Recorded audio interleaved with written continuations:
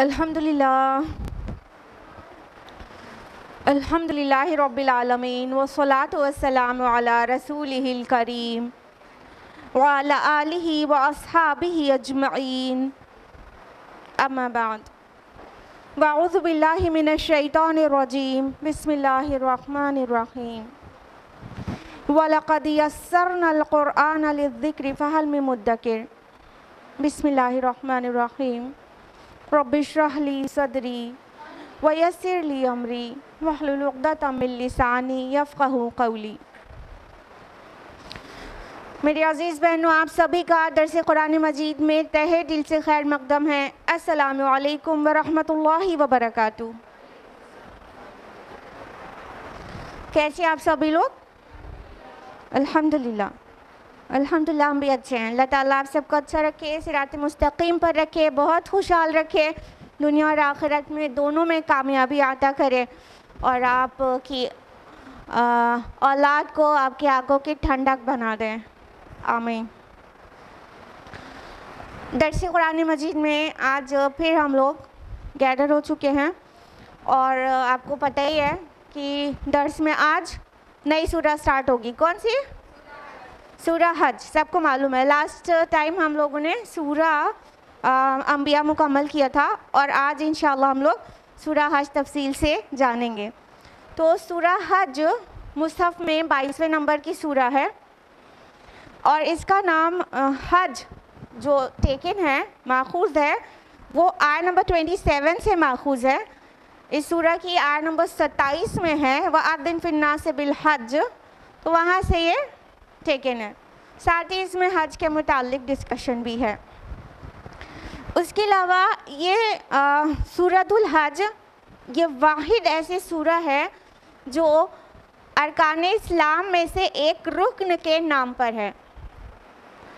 यानी कोई भी सूरह कुरान मजीद में ऐसी नहीं है जो सूरतुल सलाह हो या ज़का हो या सौम हो, बस ये एक सूरह है जिसका नाम है सूरतुल हज। जहाँ तक इसके ज़माना नुज़ूल की बात है तो इसमें ये मक्की सूरह है कि मदनी, इसमें उलमा का थोड़ा सा डिफरेंस ऑफ ओपिनियन है, लेकिन जो मोस्ट प्रोमिनेंट ओपिनियन है वो ये है कि ये सूरह एक्चुअली मक्की भी है और मदनी भी, यानी इसका कुछ रंग कुछ अंदाज़ बिल्कुल मक्की है और कुछ मदनी है। तो एक्चुअली ये सूरह दोनों जगह नाजिल हुई है। जो ज़्यादा बेहतर राय है वो ये कि ये सूरह की कुछ आयत मक्का में नाजिल हुई है हिजरत से पहले और कुछ आयत मदीना में नाजिल हुई है हिजरत के बाद। लिहाजा जो आयत मक्की नेचर की हैं वो मक्का मुकर्रमा में हिजरत से जस्ट पहले आखिरी अय्याम में मक्का के नाजिल हुई हैं। जैसे कि आय नंबर 1 to 24 का सब्जेक्ट देखेंगे तो अपने आप में जाहिर करेगा कि ये मक्की सूरह का नेचर है, लेकिन अचानक आयत नंबर 25 से उसका रंग बदल जाता है और मदनी अंदाज आ जाता है। तो एक्चुअली वो आयत मक्का से मदीना जब रसूलुल्लाह सल्लल्लाहु अलैहि वसल्लम ने हिजरत कर ली थी तो उसके बाद नाजिल हुई। यहाँ तक कि बाज़ मुफस्सिरीन कहते हैं कुछ आयत सफ़र के मौके पर भी नाजिल हुई है। लिहाजा ये सूरह ऐसी देखा जाए तो ये वाहिद सूरह है जिसमें दोनों रंग पाए जाते हैं। इसलिए मुसहफ़ में कहीं पर आपको सूरह हज के मुतालिक मक्किया लिखा मिलेगा, कहीं मदनिया लिखा मिलेगा। जहाँ तक इसका कॉन्टेक्स्ट की बात है तो जब मुसलमान हिजरत करके मक्का से मदीना गए महाजरीन, तो उनको इस बात का बड़ा मलाल था और होगा भी, मलाल कहना तो शायद कम होगा, सदमा होगा उनको, इस बात की बड़ी ही तकलीफ़ होगी कि मुसलमानों के लिए अल्लाह ताला ने मुवक्हिदीन के लिए खाने काबा को बनाया है और वो बैतुल्लाह है, लेकिन मुशरिकीन ने उसको हमसे अलग कर दिया है और हमें वहाँ जाकर हज का मौका आ रहा है और हमें वहाँ जाकर हज करना भी नसीब नहीं होगा। तो इस बात को उन्हें कितनी तकलीफ़ होगी।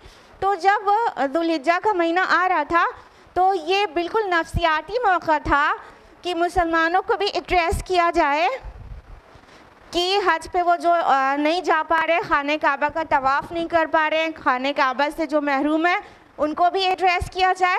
ये बिल्कुल नफसियाती मौका था। और साथ ही उन मुशरिकीन जिन्होंने मोमिनीन को रोक रखा है बैतुल्लाह की ज़ियारत के लिए, उन्हें भी एड्रेस किया जाए। तो लिहाजा ये उसका कॉन्टेक्स्ट है कि ये इस सूरा में ये दोनों ही बातें मिलेंगी। मुखातबीन की जहाँ तक बात है एड्रेसीज़ की, तो इस सूरा के एड्रेसीज़ 3 हैं। एक कुफ़ार और मुशरिकीन जिनको अल्लाह ताला ने एड्रेस करके उनकी तंबीह की है कि उन्होंने जो शिर्क का रवैया रवा रखा है वो किस कदर उनके लिए हलाकत खेज़ है। साथ ही उनसे तफ़हीम भी है, उन्हें फिर भी समझाया बुझाया जा रहा है और उन्हें वार्न किया जा रहा है कि अगर वो अपने इस रविश से बाज नहीं आ गए तो उनका अंजाम क्या होने वाला है रोज़े क़ियामत। दूसरा एड्रेस है मुज़ब्ज़ब मुसलमानों से जो ईमान तो ले आए थे लेकिन अभी दीन इस्लाम के लिए मर मिटने के लिए तैयार नहीं थे, ख़तरा मोल लेने के लिए तैयार नहीं थे। तो उनको भी एड्रेस किया गया है कि ये कैसा ईमान है कि तुम इस्लाम में दाखिल भी हो गए हो लेकिन ख़तरात मोल लेने के लिए तैयार नहीं हो और किनारे किनारे पर अल्लाह की इबादत करना चाहते हो। इधर का फ़ायदा देखो तो इधर लुढ़क जाओ और उधर का देखो तो उधर। लिहाजा ये दूसरा गिरोह है इस सूरा का मुखातब। और तीसरे मुखातबीन हैं इस सूरा के मोमिनीन सादिकीन।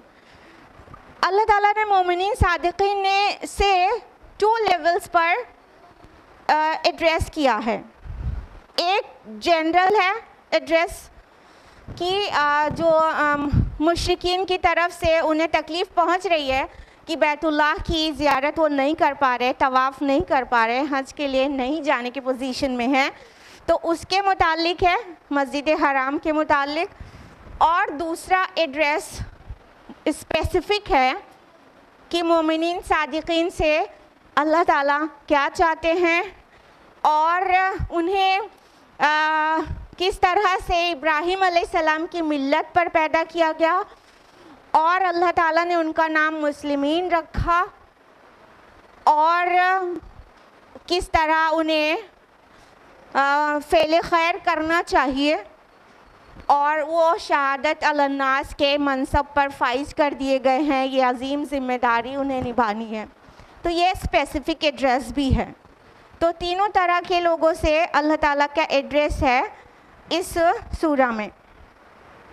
लिहाजा ये सूरा अपने आप में बहुत ही यूनिक सूरा है। उसके अलावा ये जो सूरा है, सूरा नंबर 22, हम सभी जानते हैं सूरा नंबर 21 इससे पहले थी, वह सूरा अंबिया। सूरा अंबिया और सूरा हज का क्या रिलेशन है वो भी समझ लीजिए। सूरा अंबिया एंड हो रही थी अल-फ़ज़ाउल अकबर पर, यानी द ग्रेट डिस्टर्बेंस, वो बड़ी आफत, यानी क़ियामत और क़ियामत से जस्ट पहले और क़ियामत की ख़बर। उस कॉन्टेक्स्ट, उस सिनेरियो में वो सूरा एंड होती है और ये सूरा जो है ये एकदम से बिगिन हो जाती है इसी टॉपिक पर, क़ियामत की ख़बर पर। लिहाजा ये सूरा प्रीवियस सूरा से इस तरह से रिलेट करती है।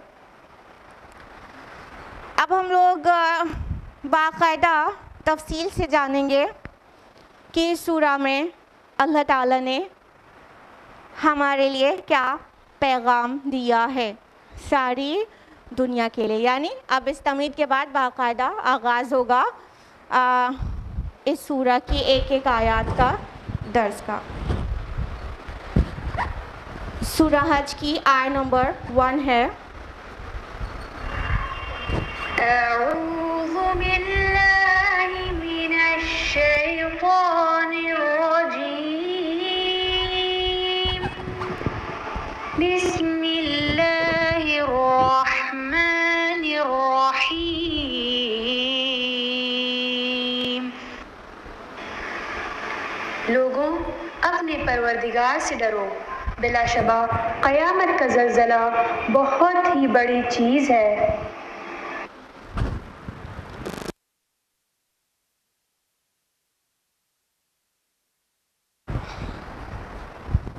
अल्लाह सुब्हान ताला ने क्या फरमाया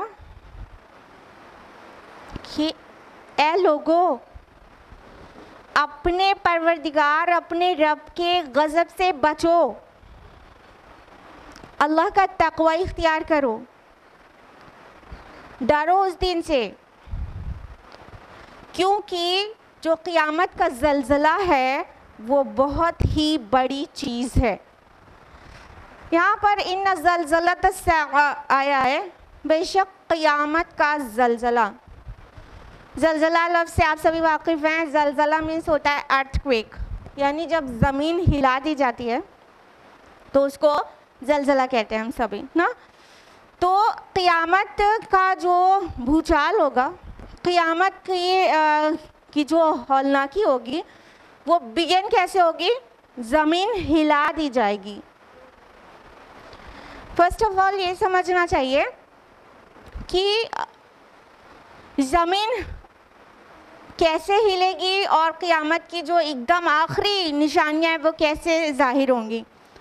इसमें स्कॉलर्स का ओपिनियन है कि ज़मीन जिस तरह से अपने एक्सिस पर रोटेट करती है, वो सडनली ऑपोजिट डायरेक्शन में रोटेट करना शुरू कर देगी, जिसको आप लोग कहते हैं कि जो एक निशानी बताई गई है कि आखिर अयाम में सूरज मगरिब से निकल आएगा, वेस्ट से। तो जब ज़मीन का रोटेशन बिल्कुल उलट हो जाएगा तो जाहिर बात है कि सूरज तुलू होगा तो वेस्ट से होगा, मगरिब से तुलू होगा, और फिर उसके बाद ज़मीन हिलने लगेगी और एक बहुत बड़ा भूचाल सा आ जाएगा, हिल जाएगा सब कुछ। मतलब इसका जो रूट है वो है जो अदम इस्तिकामत, यानी स्टेबिलिटी ना रहना, हिल जाना, हिल डुल जाना। तो जब इंसान खड़ा ना रह सके, हिल जाए, अनस्टेबल रहे और ज़मीन पूरी तरह हिलती रहे, तो इंसान पूरी तरह से हिलता रहे, तो वो चल नहीं सकता, वो कदम जमा के खड़ा नहीं रह सकता। तो इस चीज़ को ज़लज़ला कहते हैं कि बिल्कुल शेक कर दिया जाए। तो ये शेक कर दिया जाएगा। उसके लिए कुरान हकीम में बहुत सारी सूरतों में बहुत सारी आयात हैं जिससे उसकी मंजर कशी होती है कि ये सब क्या होगा और उसकी तस्वीर एक्चुअली क्या होगी। जैसे कि आप सूरह ज़िलज़ाल में अक्सर पढ़ा करती होंगी, सूरह नंबर 91 आयत 1 2 3, इज़ा ज़ुलज़िलतिल अर्दु ज़िलज़ालहा, और जब ज़मीन पूरी तरह झंझोड़ दी जाएगी, ज़लज़ला आ जाएगा, उस पर हिला दी जाएगी। व अखरजतिल अर्दु अस्क़ालहा, और ज़मीन अपने सारे बोझ निकाल कर बाहर फेंक देगी।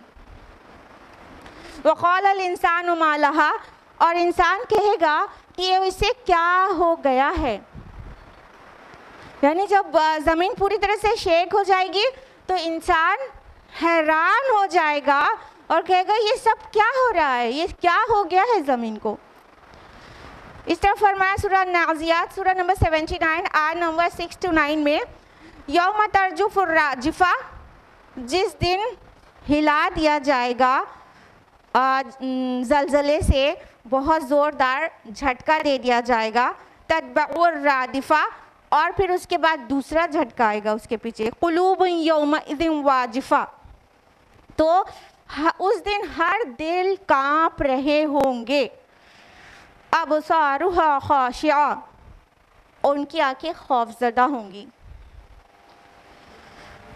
सूरह वाक़िया में कहा गया, सूरह नंबर 56 आयत नंबर 4 to 6, इज़ा रुज्जतिल अर्दु रज्जा व बुस्सतिल जिबालु बस्सा व कानत हबाअम मुंबस्सा,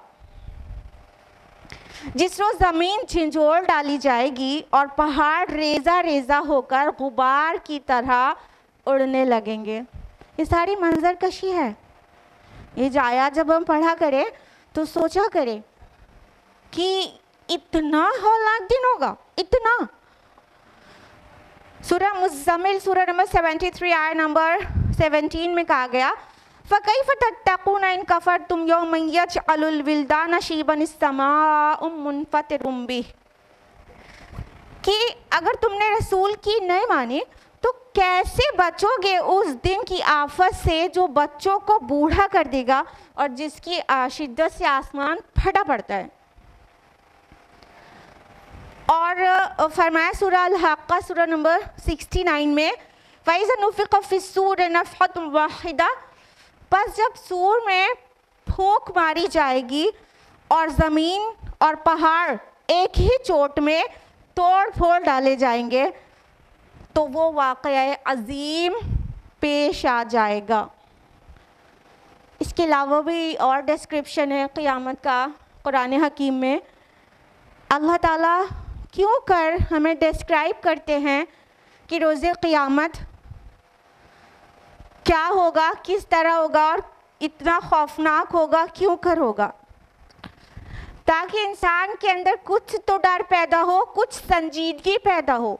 जिस तरह खेल तमाशे में ज़िंदगी गुजर रही है उसके बजाय थोड़ी संजीदगी पैदा हो और वो सीरियस हो जाए और उस अपनी असली अबदी ज़िंदगी के लिए कुछ सामान कर ले। ये जितनी चीज़ डिस्क्राइब की गई है हौलनाकी बस इतनी नहीं होगी, ये तो इतनी बता दी गई है, इससे बहुत ज़्यादा होगी। ये थोड़ा उस ट्रेलर दिखा दिया गया है कि ऐसा होगा ताकि इंसान के दिल में कुछ नरमी पैदा हो और वो नसीहत कबूल करने के लिए तैयार हो जाए, ना से पीछे पीछे भागते रहते हैं गुमराहों के और गुमराह पीठ दिखाकर तुड़ा कर रस्सी भागते रहते हैं और सुनना नहीं चाहते। जैसे लगता है दाई या नासे को उसका अपने फ़ायदे के लिए बुला रहे हैं उनको। वो अलग बात है कि दाई का अपना फ़ायदा हो ही जाता है, वो आखिरत में हो जाएगा, लेकिन अल्लाह ताला ये चाहते हैं उसके सारे बंदे उस हौलनाक दिन से अपने आप को अजाब से, उस दिन के अजाब से बचा लें। अब हमने आपसे कहा कि ये सूरा हज है और बात शुरू हो गई क़यामत से, तो हम लोग को ये भी जानना चाहिए ना ये हज और क़यामत का क्या ताल्लुक़ है आपस में। तो जिनको हज नसीब हुआ होगा उन्होंने इसको एक्सपीरियंस किया होगा और जो लोग अनकरीब जाने वाले हैं इंशाअल्लाह वो जल्दी ही एक्सपीरियंस कर लेंगे।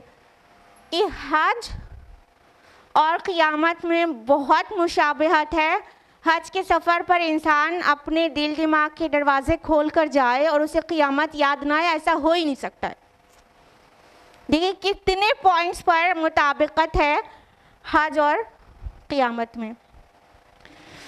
हज के सफ़र में इंसान इंतहा शिद्दत की गर्मी से गुज़रता है, सफ़र से लेके मंजिल को पहुंचने और तमाम मनासिक के हज अदा करने में बहुत गर्मी का सामना उसे करना पड़ता है, धूप तपिश गर्मी।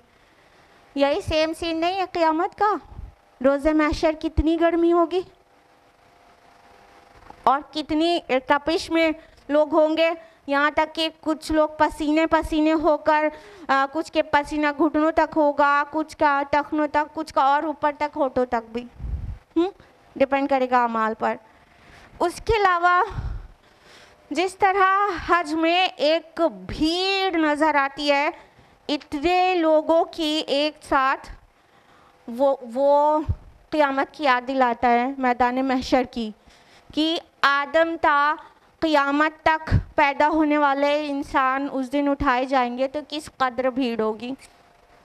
तो हज याद दिलाता है हमको उस क़यामत की भीड़ और उस घबराहट का। उसके अलावा हज में इंतज़ामात सऊदी गवर्नमेंट के कितने भी अच्छे हो, but yet you'll have to wait for something। कई जगहों पर आपको इंतज़ार ज़रूर करना पड़ेगा। जैसे क़यामत में अपनी बारी, अपना हिसाब होने का इंतज़ार करेगा इंसान कि जल्दी मेरा नंबर आए, मेरा काम तो क्लियर हो जाए, डेस्टिनेशन पता चल जाए और ये इस उलझन और घबराहट से किसी तरह नजात मिले। हज में पूरी दुनिया से मुसलमान आते हैं, गोरा हो, काला हो, एशियन हो, अफ्रीकन हो, ऑस्ट्रेलियन हो, सब इकट्ठा होते हैं। और हम सभी जानते हैं कि क़यामत के दिन भी सब के सब उठाए जाएंगे, सब इकट्ठा होंगे, चाहे किस खित्ते से बिलोंग करते हो, कौन सी लैंग्वेज से बिलोंग करते हो, या किस रेस और कास्ट और कलर के, सब उठाए जाएंगे। उसके अलावा हज में बहुत ज़्यादा थकान लायक होती है, स्पेशली कई मनासिक हज अदा कर लेने के बाद फिर थकान इतनी ज़्यादा बढ़ जाती है, स्पेशली जब अरफात से वापस आकर मुज़दलिफ़ा में ठहरते हैं और रात गुजारते हैं, तो सब ऐसे गिर पड़ के सो जाते हैं जैसे लगता है मुर्दे पड़े हैं, मैयत पड़ी है। और फिर उठते हैं तो खाक आलूद होकर, कोई जिस्म, कोई एहराम ऐसा नहीं होता होगा जिस पर खाक ना पड़ी हो।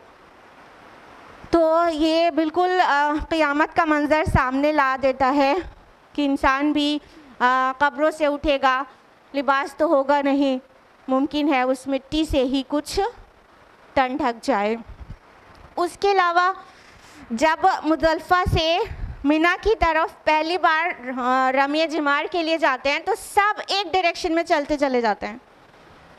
तो इसी तरह रोज़े क़यामत सब अपनी अपनी कब्रों से निकलकर एक डायरेक्शन में जा रहे होंगे, किसी का डेस्टिनेशन इधर उधर तो होगा नहीं, सबको अल्लाह ताला की तरफ पुकारा जाएगा और फरिश्ते खदेड़ के एक तरफ ले जा रहे होंगे।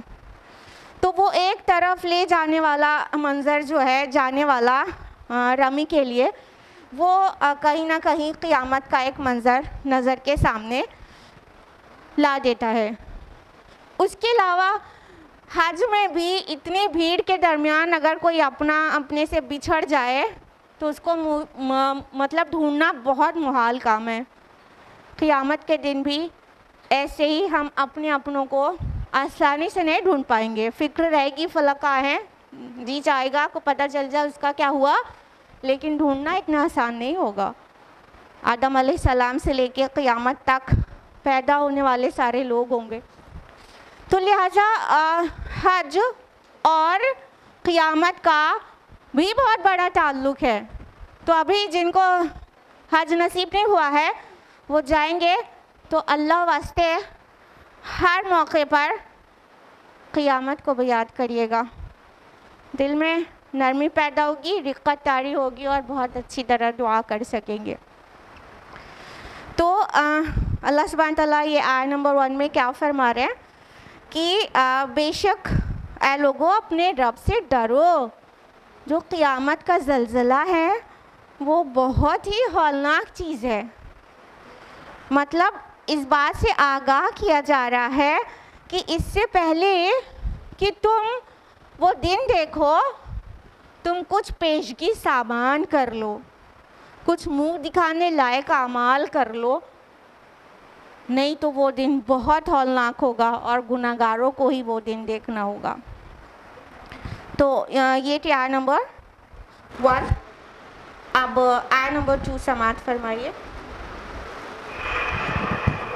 यौम तरौनहा तज़हलु कुल्लु मुर्दिअतिन अम्मा अर्दअत व तज़अ कुल्लु ज़ाति हम्लिन हम्लहा व तरन नास सुकारा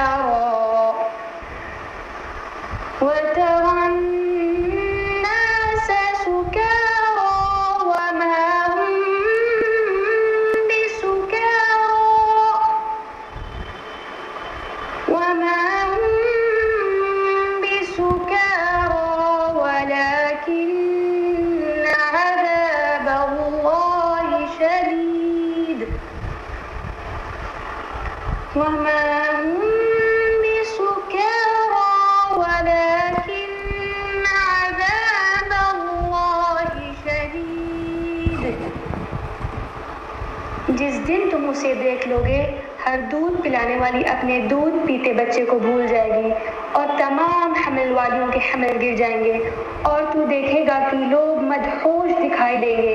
हालांकि दर हकीकत वो मत वाले ना होंगे, लेकिन अल्लाह का सख्त है।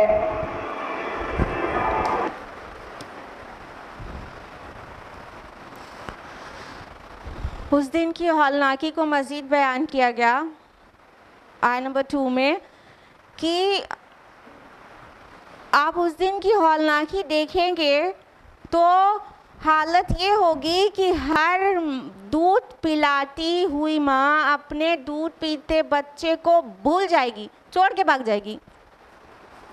अब यहाँ पे गौर करने की जो बात है कि मुर्दिया कहा गया है। मुर्दिया दोनों दूध पिलाने वाली औरत को कहते हैं, माँ को कहते हैं जो दूध पिलाती हो, लेकिन मुर्दे उस माँ को कहते हैं जो बच्चे को दूध पिलाती है, और मुर्दिया उस माँ को कहते हैं जो बिलफेल दूध पिला रही है, मतलब एट प्रेजेंट वो फीड करा रही है। तो उस कंडीशन में जब होती है, जब बच्चा अपने मुंह में दूध पीता रहता है, लेता रहता है, उस कंडीशन में जो दूध पिलाने वाली माँ को मुर्दिया कहते हैं। तो यहाँ मुर्दे नहीं कहा गया, मुर्दिया कहा गया, ठीक है, कि हर एक दूध पिला रही माँ, यानी दूध पिलाने वाली नहीं कि बच्चा कहीं सो रहा है और वो माँ है, नहीं, उसकी गोद में होगा बच्चा, और इंसानों का हो चाहे जानवर का।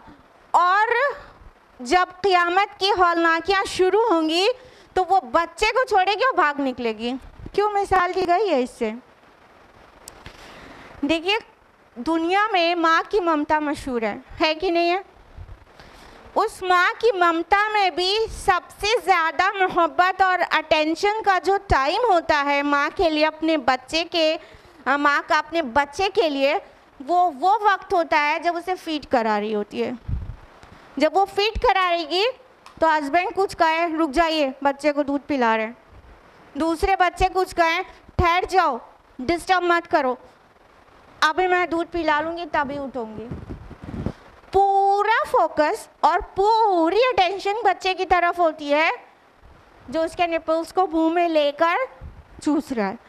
अभी वो कुछ नहीं देखना सुनना चाहती है और उसकी मोहब्बत बिल्कुल निछावर हो रही होती है उस वक्त अपने बच्चे के ऊपर, और उसकी मोहब्बत कहिए कि जैसे वो जुड़ा हुआ है तो और बढ़ती रहती है उस वक्त जब वो गोद में लेके दूध पिला रही है। ये सारे मंजर कशी के बाद कहा गया है कि ये क़यामत की हौलनाकी ऐसी ममतामयी माँ, ऐसी मोहब्बत करने वाली और ऐसा अटेंशन, अट्रैक्शन और कनेक्शन, वो कनेक्शन वाला टाइम मेंशन किया गया, वरना खाली माँ भी कह दिया जाए तो बहुत काफ़ी है, लेकिन वो सबसे ज़्यादा माँ बच्चे के बीच कनेक्शन वाला जो टाइम है वो फीड कराने का टाइम, वो कनेक्शन वाले टाइम को डिस्क्राइब किया गया कि ऐसी हौलनाकी होगी क़यामत की कि एक दूध पिला रही माँ को होश नहीं होगा कि बच्चा उसका कहाँ गया, उसका क्या अंजाम हो, उसको छोड़ के भाग निकलेगी, वो अपने को बचाने लगेगी, वो सोचेगी नहीं। दुनिया में कोई भी परेशानी होती है, आप में से बहुत सारे लोग माएँ हैं, दुनिया में कोई धूप लगती है तो अपने बच्चे को अपनी पीठ से आड़ कर लेती हैं आप लोग, गोद के बच्चे को। कोई परेशानी होती है बच्चे को भूल जाती हैं, भूलती हैं कभी? कोई माँ के बारे में कभी ये सुना कि वो कहे अच्छा मेरे 6 महीने का बच्चा भी है, मुझे तो याद ही नहीं था? सुना कभी? कोई माँ अपने गोद वाले इतने छोटे से बच्चे को किसी भी टाइम भूलती है? नहीं भूलती। लेकिन एकदम वाज़ेह कहा गया यौम तरौना तज़हलु, ज़ुहूल से है। ज़ुहूल का मतलब क्या होता है कि भूल जाना, किसी खौफ की वजह से, किसी गम की वजह से, किसी परेशानी और टेंशन की वजह से एकदम फिर भूल जाना। ऐसा गम लगेगा, ऐसा खौफ लाहक होगा, ऐसी बेचैनी लाहक होगी, ऐसी खुद को बचाने की फीलिंग लाहक होगी कि अपने बच्चे को भूल जाएगी, याद नहीं रहेगा। जिसको मैं अपनी छाती से लगा के अभी दूध पिला रही थी, उसका क्या अंजाम हुआ, वो बचा कि नहीं बचा, छोटा मोटा कुछ भी होता है, ऐसे दीवार गिरने लगे तो बच्चे को बचा लेंगे, अपनी पीठ दे देगी माँ, यही तो करती है। लेकिन ये बहुत छोटी चीज़ें हैं ना, इसलिए कर पाती है माँ। लेकिन क़यामत का ज़लज़ला ऐसी अजीम चीज़ है कि उस दिन नफ्सी नफ्सी, मेरा नफ्स मेरी जान, बस और कुछ नहीं, माय सोल। हम बच जाएं, सब भाड़ में जाएं। यहाँ तक कि क़यामत के, ये तो नफ़क़े अव्वल के बाद की बात है, बाद के जो सीन होंगे वो भी नफ़क़े अव्वल का सीन है ये तो पूरा। लेकिन बाद में भी इंसान जाएगा, मेरे बेटे को ले लो, मेरी बीवी को ले लो, मेरे माँ बाप को ले लो, बस मुझे बचा लो, अल्लाह पाक मुझे बचा लीजिए, सबको फिदिया में ले लीजिए, ये कंडीशन रहेगी। देखिए बात किस तरह आगे बढ़ती है कि आप देखेंगे कि दूध पिला रही माँ अपने दूध पीते हुए बच्चे को भूल जाएगी, और कोई ऐसी औरत और कोई ऐसी फीमेल नहीं होगी जो हामिला हो और उसका हमल ना गिर जाए। सारे हामिला जितनी होंगी इंसानों और जानवरों की, सबका हमल गिर जाएगा। हमल आसानी से गिर जाता है क्या? जब तक कोई बड़ा हादसा नहीं होता है हमल नहीं गिरता है। अल्लाह ताला इतना प्रोटेक्टेड रखते हैं मदर्स वूम में बच्चे को कि वो नॉर्मल हालात में नहीं गिरती। या तो कोई बहुत चोट लग जाए तब गिर जाता है हमल, या तो बहुत बड़ा सदमा और खौफ हो जाए तो हमल गिर जाता है। तो जब क़यामत का जो पहला नफ़क़े अव्वल है, पहला जो झटका शुरू होगा, तो उस वक्त जितने भी हामिला होंगी इंसानों की और जानवरों की, सब का इसक़ात हमल हो जाएगा, सबका मिसकैरेज हो जाएगा। कोई अपने बर्डन को, कोई अपने एम्ब्रियो को संभाल ना सकेगा, सबका मिसकैरेज हो जाएगा, हर एक हमल अपना गिरा देगी।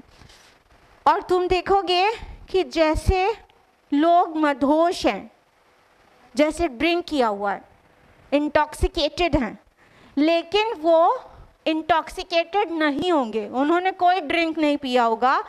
एक्चुअली अल्लाह का अज़ाब ही इतना सख्त होगा।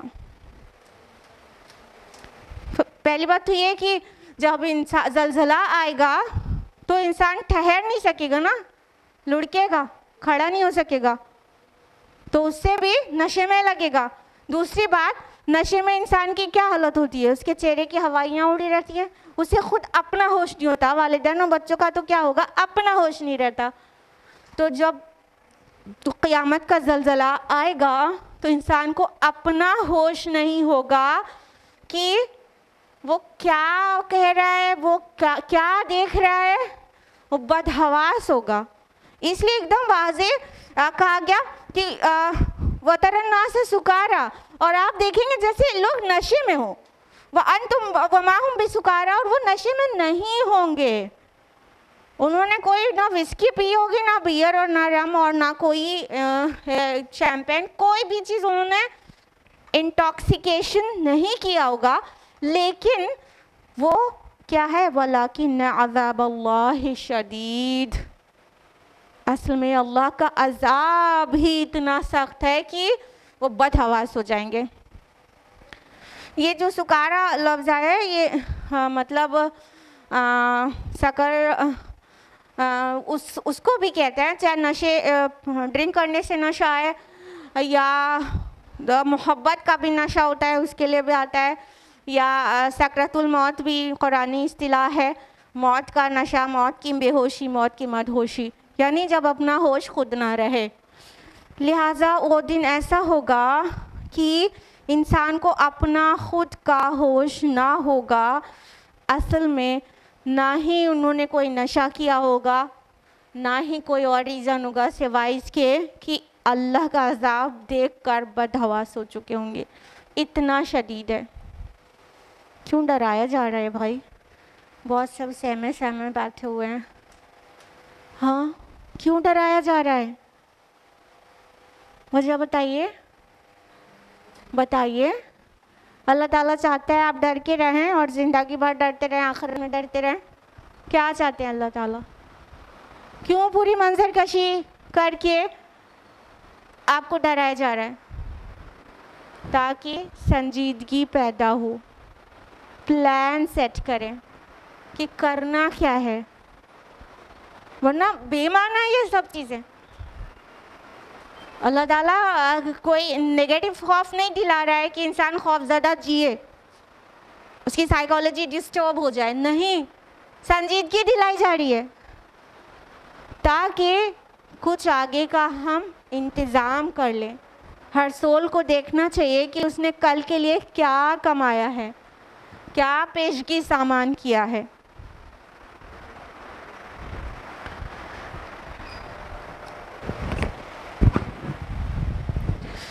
तो ये क्या नंबर 2 आय नंबर 3 समाप्त फरमाइए।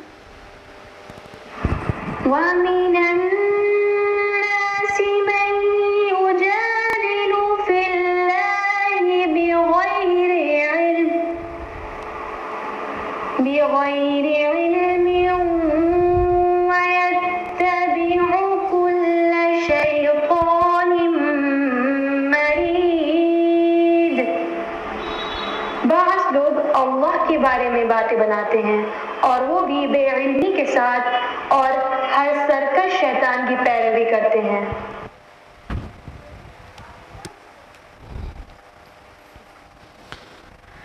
अब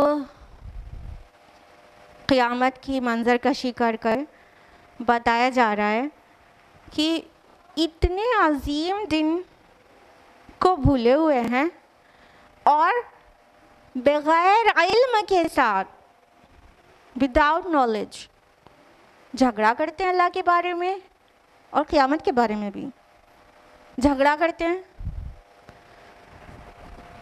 और हर शैतान सरकश की पैरवी करते हैं। यहाँ शैतानी मरीद आया है, ये शैतानी मरीद यानी सरकश शैतान, कैसे सरकश माना निकलता है इसका, ये मरीद मीम रा दाल से है, मर्द, तो मीम रा दाल उसका रूट है और अमरद उस शख्स को कहते हैं जिसके दाढ़ी और बाल ना हो, और ऐसे ट्री को कहते हैं, ऐसे दरख्त को कहते हैं जिसके पत्ते फल फूल ना हो, यानी खैर से खाली हो। तो शैतान ऑफ कोर्स खैर से, सारे खैर से खुद तो खाली है ही और चाहते हैं बाकी इंसान भी, औलाद आदम भी खैर से खाली हो जाए।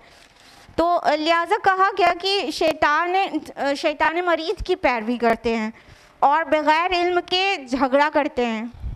किस बात का झगड़ा था कुफ़ार मक्का को?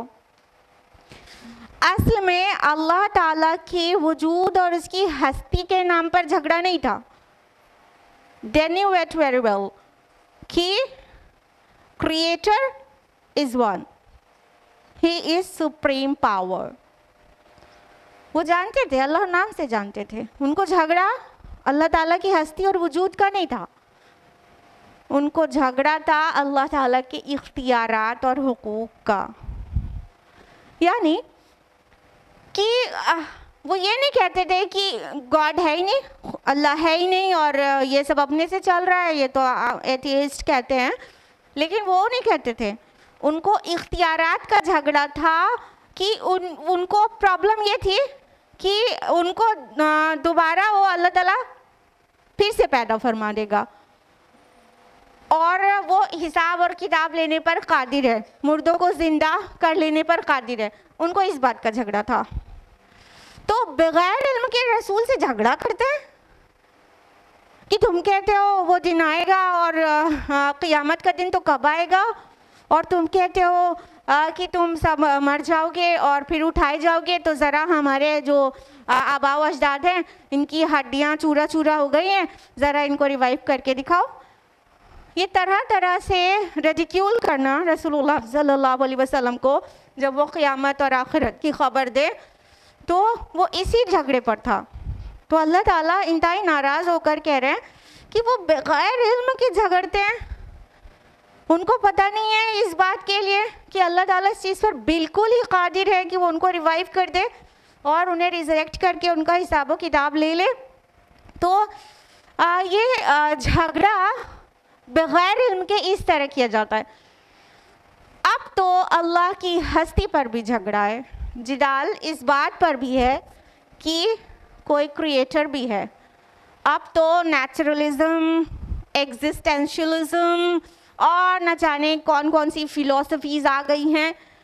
ये सब नेचर है, अपने आप चल रहा है, कोई चला नहीं रहा है, ये सब हो रहा है जो सिस्टम से चल रहा है, ये थ्योरी ऑफ प्रोबेबिलिटी की नज़र किया जाता है वगैरह वगैरह। अब तो इस बात पर भी झगड़ा है कि गॉड एग्जिस्ट, अब तो इस बात पे भी झगड़ा है, लंबे लंबे झगड़े हैं। और अल्लाह ताला की वजूद, हस्ती और उसकी कार फरमाई, इन सभी चीज़ों में ये सब अपने आप चल रहा है। अल्लाहु अकबर, अल्लाहु अकबर। ज़रा इंसान गौर करे, ज़रा सा खामोशी से, सुकून से, बग़ैर अज़बियत के दिल में बैठे सोचे तो उसे सब वाज़े हो जाए, लेकिन नहीं। तो ये जो लोग झगड़ते हैं ना, ये शैतानी मरीद की पैरवी कर रहे हैं। और ये शैतान खाली जिन्नों में से नहीं होते हैं, और किस में से भी होते हैं? इंसानों में से भी होते हैं।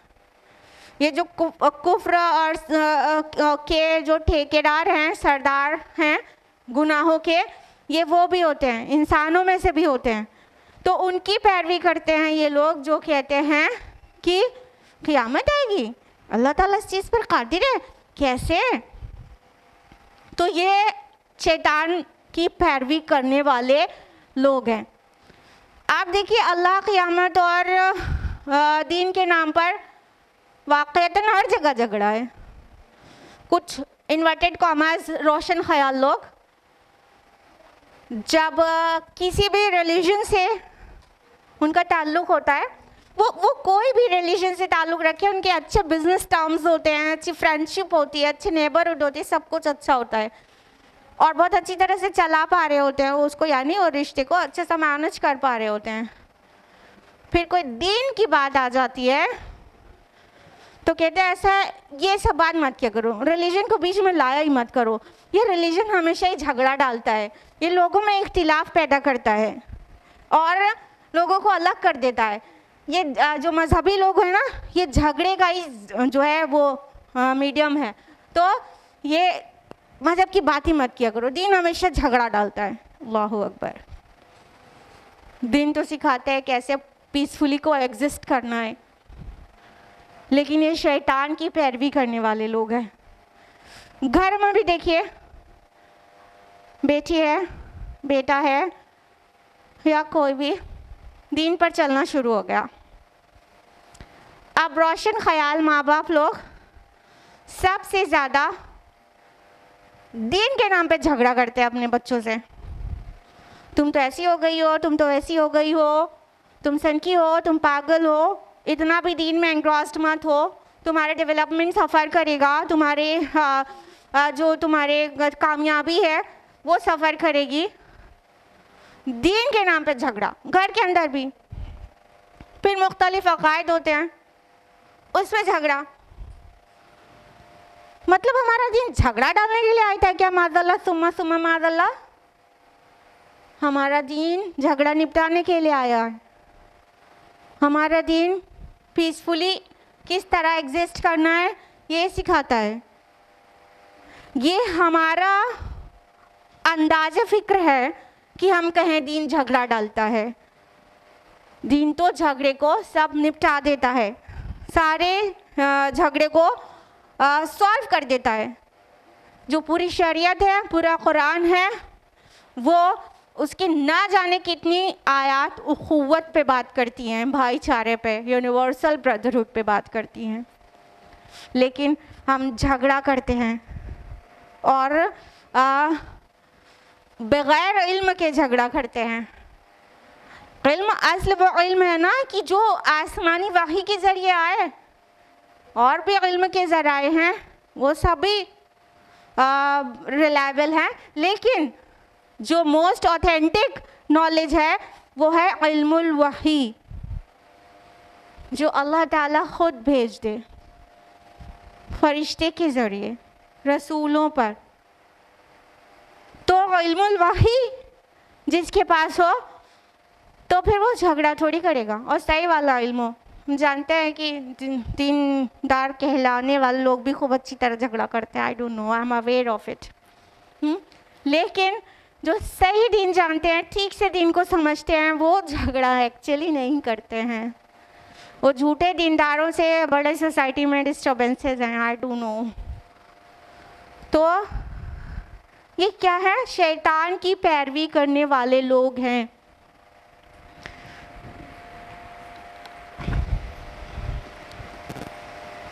अब आय नंबर 4 समाप्त फरमाइए। कुतिबा अलैहि अन्नहु मन तवल्लाहु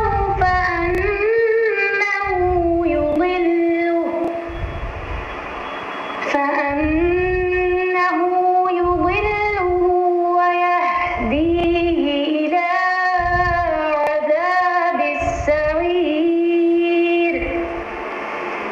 जिस पर क़ज़ा-ए इलाही लिख दी गई है कि जो कोई उसकी रफ़ाक़त करेगा वो उसे गुमराह कर देगा और उसे आग के अज़ाब की तरफ ले जाएगा।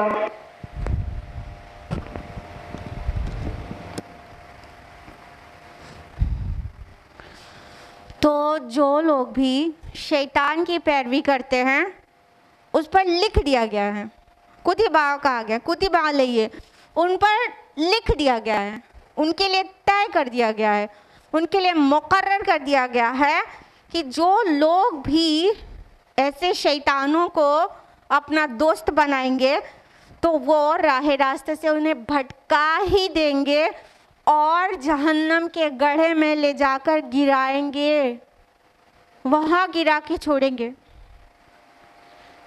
तो शैतान को दोस्त बनाना चाहते हैं कि दीनदारों को, असल दीनदार को। बताइए किसको दोस्त बनाना चाहते हैं? इंसान और कुरान सुन्नत का पाबंद, हाँ? शैतान को नहीं ना। लेकिन हमारी दोस्ती शैतान से तो बड़ी जल्दी हो जाती है। हमारी दोस्ती शैतान से तो बड़ी जल्दी आती है, शैतान के एजेंट से, और उन बहुत फ़ख्र महसूस करते हैं उनसे दोस्ती करने में। मिसाल के तौर पर जो जितने आजकल जिनको सेलिब्रिटीज़ कहते हैं, मुझे कहने का दिल ही नहीं करता मगर हम कह रहे हैं, जिनको लोग सेलिब्रिटीज़ कहते हैं, वो फिल्म स्टार्स, और वो घिन के साथ कह रहे हैं, ठीक है, और वो नाचने गाने वाले लोग, उनको सेलिब्रिटीज़ कहते हैं। उनसे दूर का भी कोई ताल्लुक़ हो तो सबसे पहले बताएंगे मुलाकात के बाद, मेरे तो फला फला फला से इतने अच्छे दाल, अरे वो तो हमारे फला हैं। उनसे दोस्ती होना और उसे दूसरों को बताने अपना फ़ख्र महसूस करते हैं। बस नाम होना चाहिए सामने वाले का, चाहे वो शैतान हो चाहे शैतान का एजेंट हो, बस नाम होना चाहिए उसका सोसाइटी में। जिसका नाम है उसको हम उसकी रफ़ाक़त पसंद करते हैं।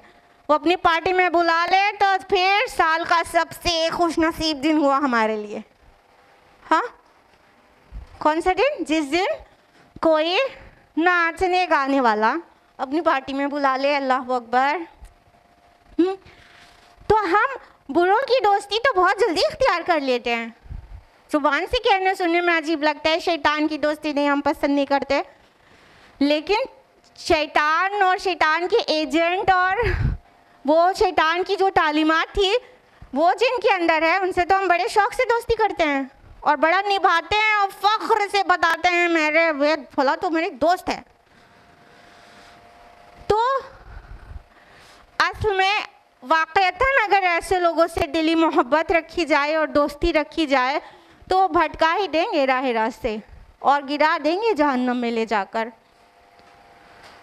ऐसी दोस्ती नहीं होनी चाहिए और ऐसी दोस्ती का शौक़ रखना भी नहीं चाहिए, बल्कि दोस्त हमेशा अच्छे नेक दीनदार चुनना चाहिए।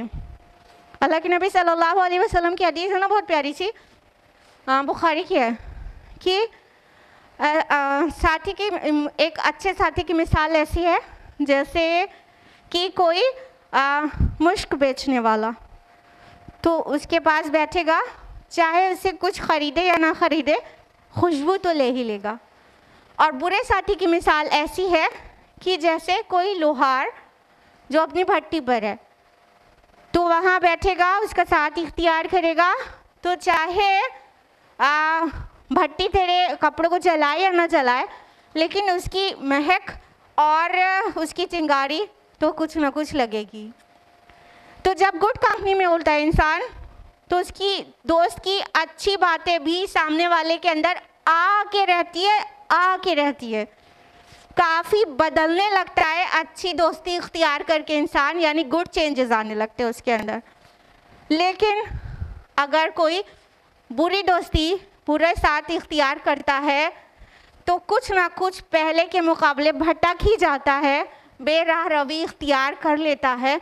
वो हर वक्त वो कहने वाले लोग, अरे चलो यार इतना तो चलता है, चलाते चलाते न जाने क्या क्या चलता हो जाता है, हाँ, फिर सिराते मुस्तकीम से चलते हो जाते हैं। तो जो साथ इख्तियार करे ना, उसको छान फटक कर देख कर समझ कर इख्तियार करें कि वो अच्छा है कि नहीं, क्योंकि वो आपको अफेक्ट करेगा ज़रूर, इन्फ्लुएंस करेगा ज़रूर।